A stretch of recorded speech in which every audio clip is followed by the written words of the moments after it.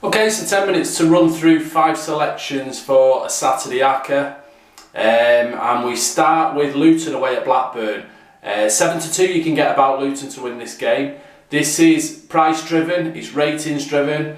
I think Luton have been better than the results suggest, and Blackburn I do think have been much worse. I don't think Blackburn have been creating an awful lot at all. Last week was one of the first times this season, only the second time this season, that they created more than a whole goal's worth of XG within a single game. The time before that was against Middlesbrough at home in an awful 1-0 win with a Settlebare penalty. Without that penalty, their XG on that day would have been about 0.63. So they're really not creating an awful lot at all. And I think at some stage it's going to catch up with them.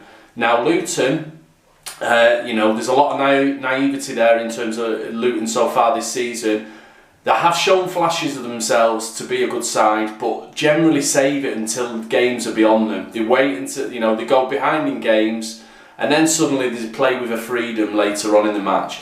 Now, given that they're away from home, and that Blackburn might not be as strong as some of the teams they've faced so far, I think this could be an opportunity for Luton to go and express themselves from the beginning of a match. I think if they get the noses in front, they've got half a chance. Either way, I don't see an awful lot between these two teams in terms of ability. There's no doubt that Blackburn have started the season better, but I think with a fair wind, I think 7-2 is a big price about Luton. Moving on to Huddersfield Millwall. You can get 6-4 about Huddersfield, under new management of course, with Danny Cowley. I think Cowley's a manager that can find quick solutions in games such as this, where Millwall are basically of the same ilk as Huddersfield. Huddersfield have only got 1 point from the first 8 matches, but they were priced up as kind of a mid-table team at the start of the season.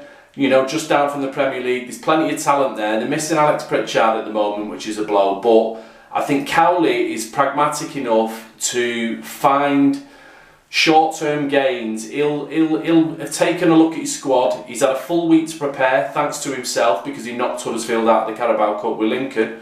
And he's had a full week to prepare and take stock of that squad and work out what's the best way to set us up right now with what I've got at my disposal. I think he'll have made good use of that time because of his driver process, his effectiveness, extroverted thinking. Is right up his street to come up with these contingency plans, and to come up with quick solutions just based on the raw materials that you're working with. Millwall, for their part, have only scored 1 goal from open play all season, and Neil Harris, since the international break, oddly enough, has started tinkering a bit with the formation. I'm not sure what he's worried about. They changed their approach at Blackburn. They were a better team at Blackburn 2 weeks ago. Ended up losing the game 2-0, playing a style that caught Blackburn by surprise a little bit, pressing higher up the pitch. Last weekend they went to 3-5-2. A lot of teams playing 3 at the back nowadays. I always think there's value for Millwall in sticking to what they're good at and being direct, 4-4-2, and just bringing all those traits to the table that Millwall are renowned for. Interestingly enough as well, Danny Cowley knows Neil Harris very well. He's taught his kids at school when he was a school teacher going back a few years. They're very good friends now, in regular contact. He knows, talking in the build-up to the game, he knows exactly what Millwall are good at. He talks about how they are on restarts and those kinds of things. He'll have his team well drilled for what to expect for this game, you would imagine, in terms of defending set pieces and things like that. So I think Huddersfield at 6-4 also worth a play. And one more in the Championship, the 3rd Championship selection, Sheffield Wednesday to win away at Middlesbrough. Sheffield Wednesday see a lot of seasoned Championship campaigners in that side, and I think that they're best when they're set up to just frustrate, to go away from home and frustrate teams, just dictate the tempo of the game, play a game at their favoured tempo. And there's a lot of older heads and seasoned campaigners, like I say, and Gary Monk's favoured style, the way he likes to set his teams up, is suited to those players, and I think they'll be quick on the uptake of what Gary Monk wants. I think there's a lot of players there who will immediately understand the principles behind, you know, his philosophy and the way he wants to play the game and the way he sets his team up, the way he sets his stall out for, you know, his teams can be very, very difficult to break down. I think the Wednesday players will be quick on the uptake with that, and are quite suited to the way that Monk likes to play the game. As for Middlesbrough, new philosophy under Jonathan Woodgate. They're trying to be more expansive, they're trying to play the game a different way. However, it's going to take time, and I think that a seasoned, experienced side like Sheffield Wednesday, with a lot of, you know, a core of a team that just does the simple things very well, I think it can be another frustrating afternoon for Middlesbrough. There's not really been a signature performance yet under Jonathan Woodgate, and if that was to continue, I think 9-4 on Sheffield Wednesday is a big price. And then for moving into League Two, I'm going to go with Dino Marmio's Oldham away at Carlisle. Oldham were beaten 6-0 at Carlisle last season, and that was put to Marmio before the game, the fact that Carlisle are seen as a bit of a bogey side. Marmio was having none of it. It was typical Marmio. Extroverted intuition is what he leads with. Straight away he was coming back with answers. I've got a fantastic record there, you know, going back to his time with Graham Wesley, going back to last season with Stevenage. You know, and his approach can be kind of summed up in a quote he made pre-match for this game was that, you know, if players turn up at League Two and do what they're supposed to do, they win football matches. I've been at this level long enough to know that, and it doesn't really matter, you know, it doesn't really matter what your resources are, as long, you know, he was at Stevenage with bottom 6 resources, a bottom 6 team, and got 70 points last season. And basically just turn up and do the basics well, do what you're supposed to do, stick to the game plan and stick to specific instructions tailored for that match, and more often than not you'll win games at this level. I think he's going to be a good thing for Oldham. One reason why I say that is this week he took the players bowling on a team bonding session. It's the first time he'd been on a team bonding session this year, and basically the reason he did that is because it's such a multicultural dressing room. There's a lot of disconnect with players speaking different languages and things like that. Not necessarily any animosity between the players. There's no sign that the players don't get on, but you'd think that team bonding sessions were essential in that scenario, and that's what Marmio's gone in and identified straight away. Always sees the bigger picture, not just about the football on the pitch. There's so many different elements that are important to him. So that's one of the things that he's gone in and dealt with straight away.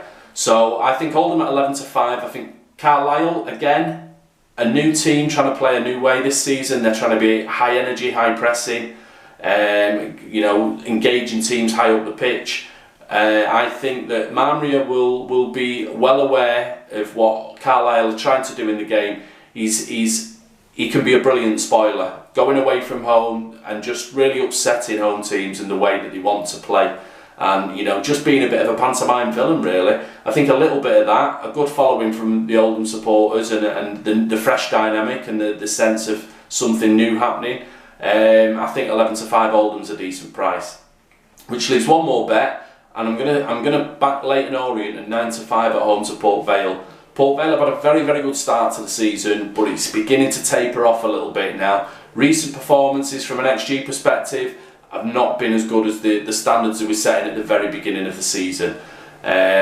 Orient, for their part, have been very creative at times. They've been very enterprising as an attacking outfit. But again, similar to Luton earlier, they tend to be saving a lot of the best performances for games that are already lost. I think there's been a little bit of pressure on the fact that Ross Embleton presumably wanted the manager's job, wanted to succeed just in Edinburgh as you know, long-term manager rather than interim. Maybe that feeds through to the players a little bit, that there's a bit at stake here, and with him stepping back this week and saying that he's going to go back into the assistant's role for a new manager to come in and now run the club properly as a number one, I think that might be the sort of thing that might just relax the Orient players a little bit, and you know, can help them tomorrow. Either way, I think they're due a bit of a break. I think they're creative enough, they cause enough problems to just have a day that's probably been in the making for a few weeks now. Have they won at home? Yeah, they won at home on the opening day against Cheltenham. Since then, They should have beaten Crawley. Crawley have shown themselves to be one of the best teams in the division. They lost that game 3-2, but they were a better side against Crawley. Swindon and Crewe have been the last 2 home games. They're pretty thankless tasks, the 2 of the best teams in the division. So I think there's scope there for Orient. As outsiders, at home, a bit of pressure off now, with Ross Embleton stepping back. I think 9 to 5 is a decent price. So that's 5 teams. As a 5 team, I'm personally going to play this as 10 trebles, 5 4-timers and a 5-fold. The 5-fold itself plays 325 to 1. The 4-timers range between 70 to 1 and 130 to 1. And you'll make a small profit if you get 3 out of 5 up. So they're my bets. It's Luton at 7 to 2, Huddersfield at 6 to 4, Sheffield Wednesday at 9 to 4, Oldham at 11 to 5, Leyton Orient at 9 to 5, and they're all best price or thereabouts with Bet365.